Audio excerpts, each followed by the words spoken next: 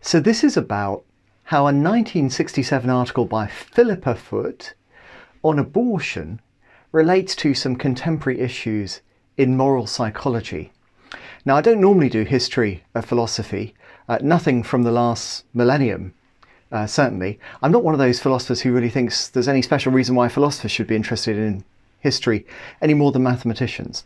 But I'll make an exception for Philippa Foot because she's particularly brilliant.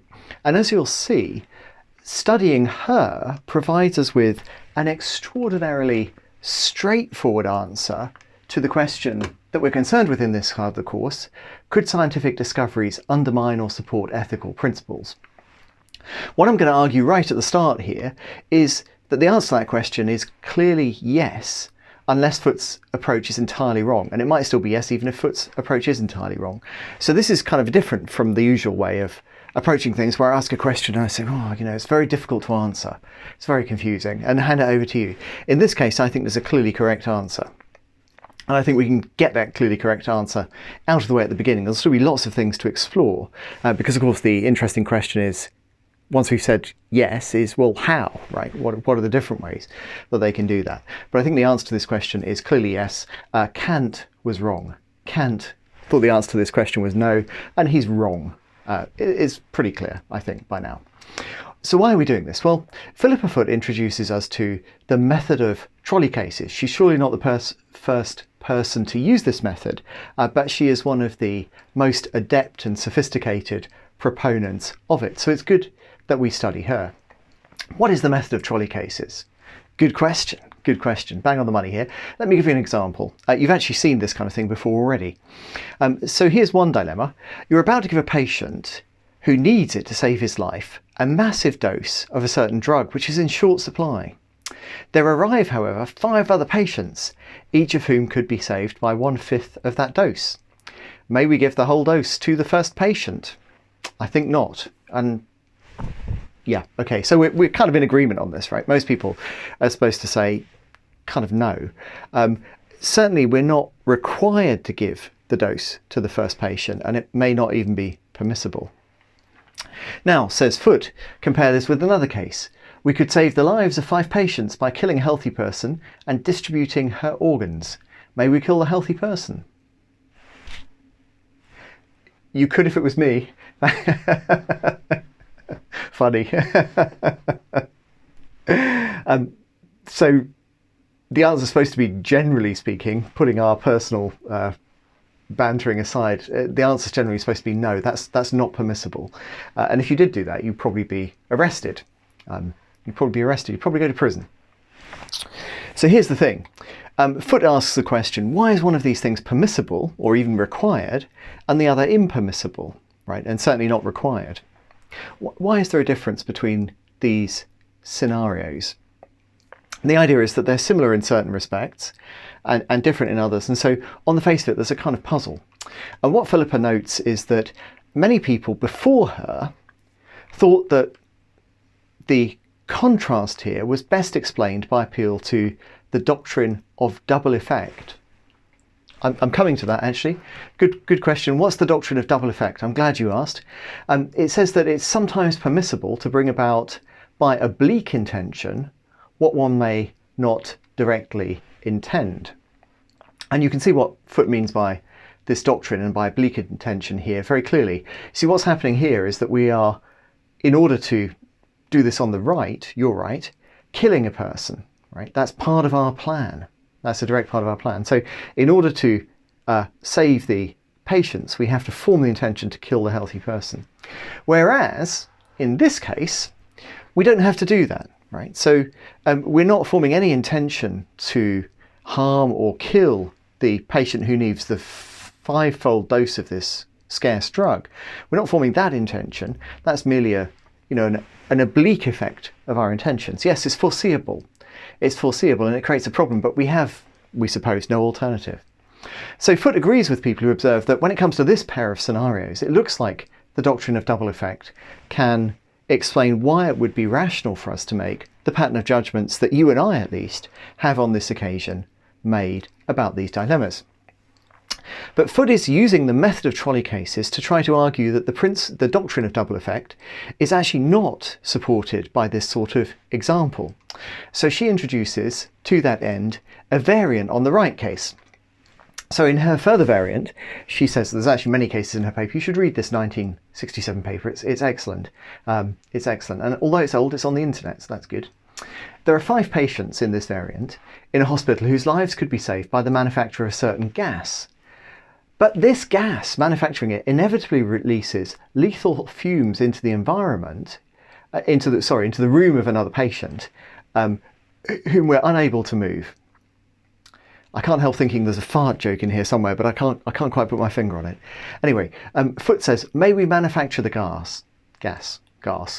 May we manufacture the gas? I've gone all Foot on you, haven't I? And the answer, I think, is no, right?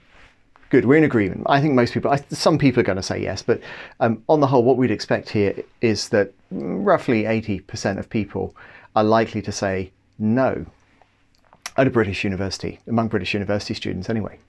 So again, the question is, well, why is one permissible or even required and the other impermissible?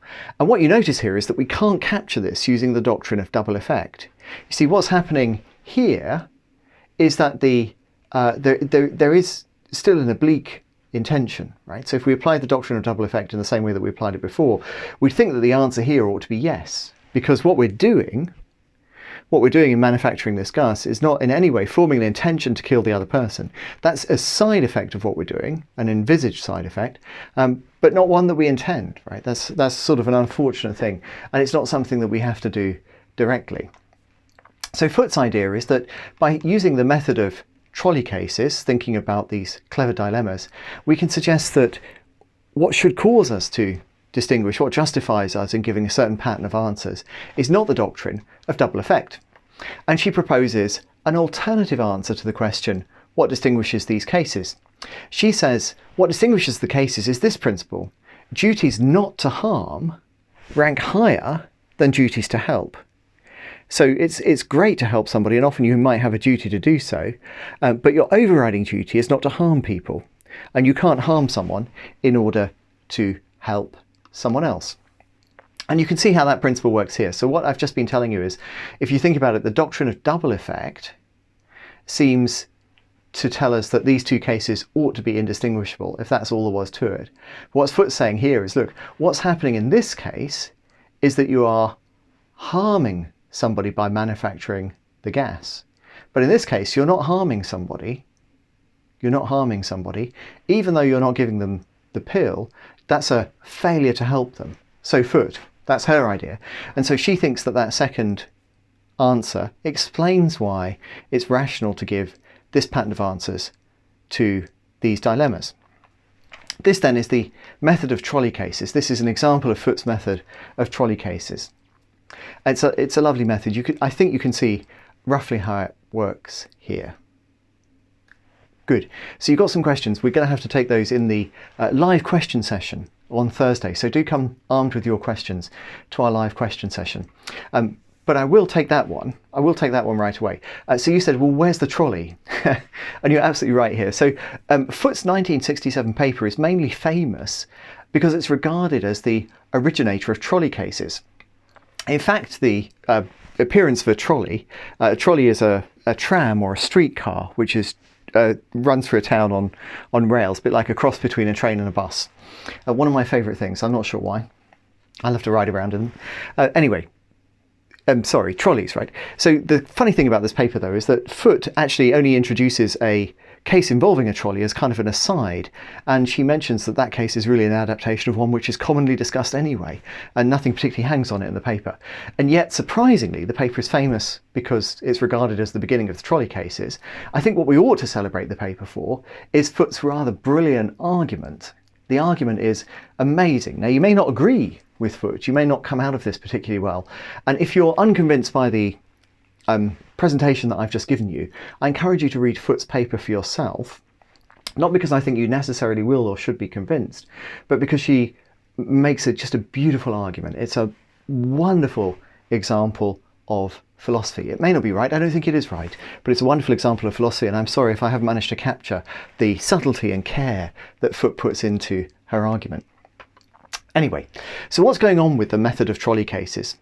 Well, it seems to me that what Foote is doing with the method of trolley cases is relying on some premises about factors that determine what you judge, or she says what you say, in particular cases, right? So her conclusion about the doctrine of double effect playing a subsidiary role, and her principle about avoiding injury versus, as she says, bringing aid being the more important principle, is based on the fact that the second one seems to play a bigger role in determining what we say in trolley cases. Now that's very interesting to us, because it seems that Philippa Foote is relying on two kinds of fact here.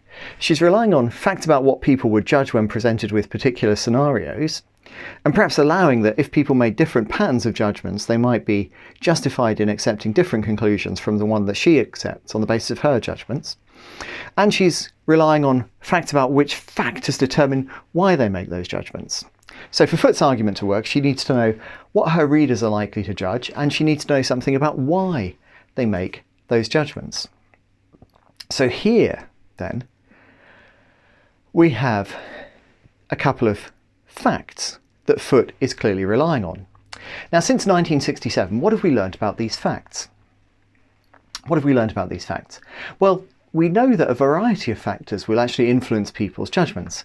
So, for example, your judgment about a case may be influenced by whether or not the agent, the person who does the cutting up or the distributing of the pill or whatever, is somehow part of the danger, for example, riding on the trolley that's about to crash into somebody, or merely a bystander.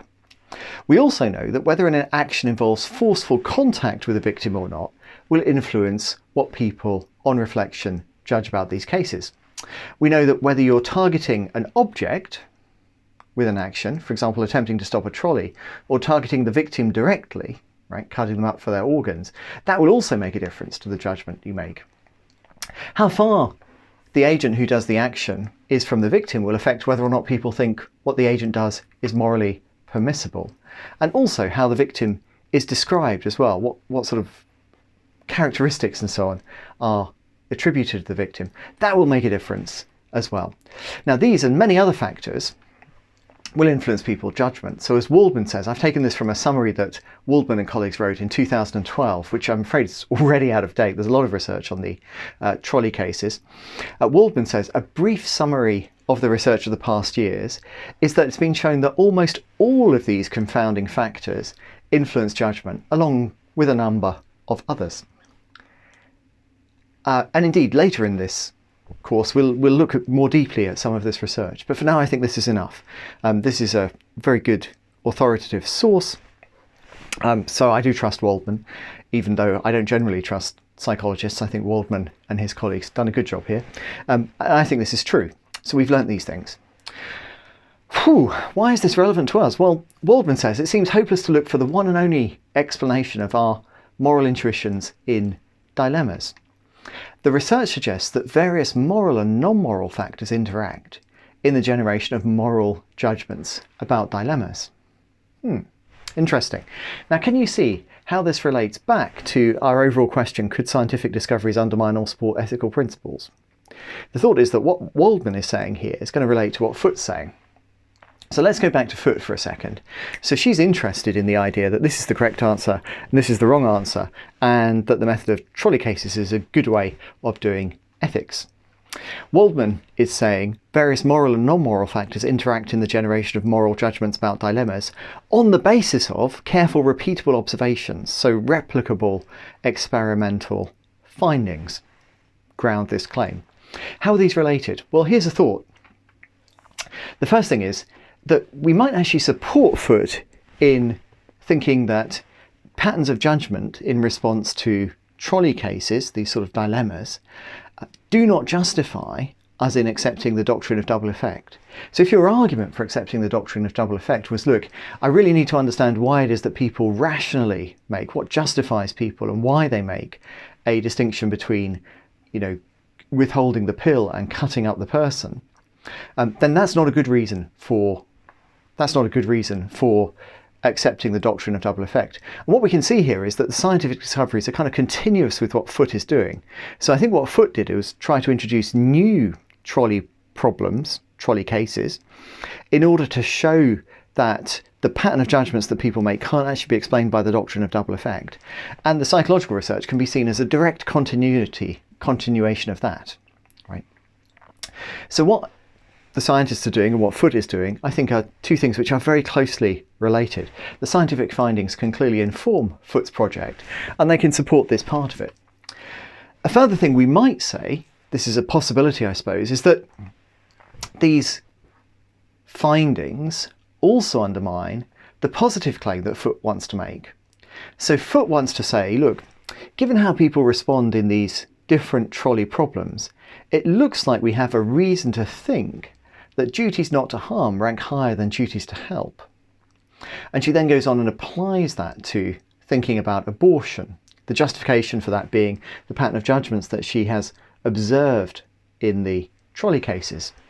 But if it turns out that various non-moral factors interact with the moral factors in generating moral judgments about those cases, and that's how it has turned out, then it looks like Foote's argument doesn't work. The argument in this case doesn't go through because she's wrong to think that it's clearly because of duties not to harm ranking higher than duties to help that people make this pattern of judgments.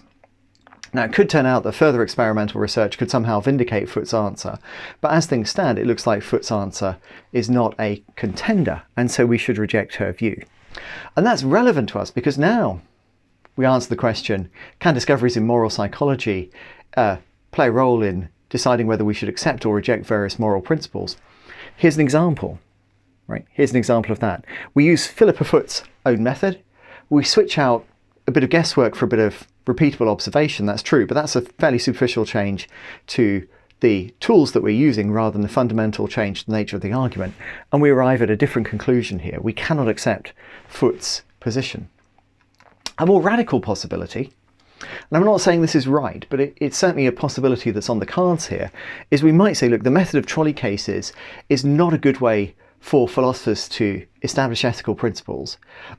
Again, on this basis, we might say, look, the causes of judgments in trolley cases are so complicated and so diverse that the fact that there are certain patterns of judgment made in these particular trolley cases should not be taken as supporting any moral principle that you might extract here at all. So we might say, you know, the method of trolley cases, as things stand, just can't be applied. Or we might say the method of trolley cases could be applied, but only if we have a really good scientific justification for thinking that the particular cases studied are generating a pattern of response which is explained by a particular principle.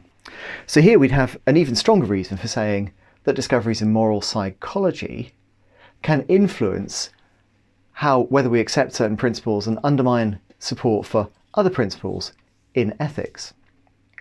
But again, this would of course be building on the work of Foote.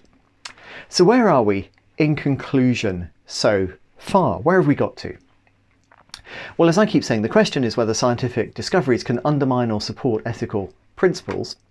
And what I've noticed is that Philippa Foote's 1967 argument hinges on why people are disposed on reflection to make certain patterns of judgments. What are the causes of those judgments? That's Philippa Foote's question. And I've observed that although she relies on guesswork, she is concerned with an empirical issue. It's clearly an empirical issue that she is concerned with, and that's one which moral psychologists have advanced our understanding of. So my sense is that we can offer a kind of a two-way bet here, if you like. We can be highly confident in the conclusion that the answer to our question about whether scientific discoveries undermine or support ethical principles is yes. Right? And surprisingly, we've come at that via Philippa Foote, who's a fairly hardcore Wittgensteinian, at least in her early phases, and yet she seems to be providing kind of foundation for research in moral psychology. It was kind of interesting. I met her once, actually. No, that's an exaggeration. I didn't meet her once. I was at a bus stop and she was at the same bus stop, so I didn't exactly meet her. By the time I'd stopped bowing to her, she'd already gone, so I couldn't really ask her about any of this, unfortunately. Anyway, famous philosopher, Wittgensteinian, but provides an excellent reason for being sympathetic to moral psychology. And my guess is that she herself might have gone gone with just what I'm saying. So here's the thought. If we think that Foote's method of trolley cases, as I'm calling it, is a good method for establishing the use of ethical principles in debates about abortion and perhaps other areas as well, then we ought to be using discoveries in moral psychology, because they can actually enhance our use of the method of trolley cases. They can prevent us from making certain mistakes about what explains patterns of judgment in some cases, and they can support us in drawing conclusions about what makes other patterns of judgments, what causes those patterns of judgments. So the moral psychology feeds directly into the method that the ethicist is using. On the other hand, we may decide that discoveries in moral psychology show that these patterns of judgments are explained in part by non-moral factors, and that the interaction of the moral and the non-moral factors is so complicated as to render the whole approach untenable, right, other than by having some much further interesting scientific breakthrough. And that again would give us a positive answer to the question. So 2 ways to get a positive answer to the question here. But it's not over. It's not over. So I think it's not over yet. First of all, because I think that, like many professional ethicists, you will probably disagree with me in thinking that the answer to this question is manifestly yes on the basis of Foote's paper. So that's one reason it may not be over. There may be disagreement and discussion between us, and I'm looking forward to that. The other reason it may not be over is that there are many further claims that we might want to make about the role of moral psychology in enabling us to arrive at conclusions in ethics, and we should explore those further issues as well.